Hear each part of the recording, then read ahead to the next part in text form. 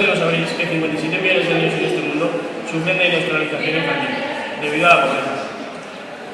Muchos niños no pueden ir a la escuela ya que tienen que trabajar y formarse como soldados.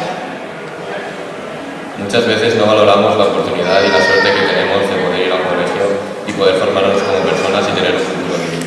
Desde Entre Culturas han hecho una campaña para construir más colegios en los países más pobres para que los niños tengan otra oportunidad para su futuro.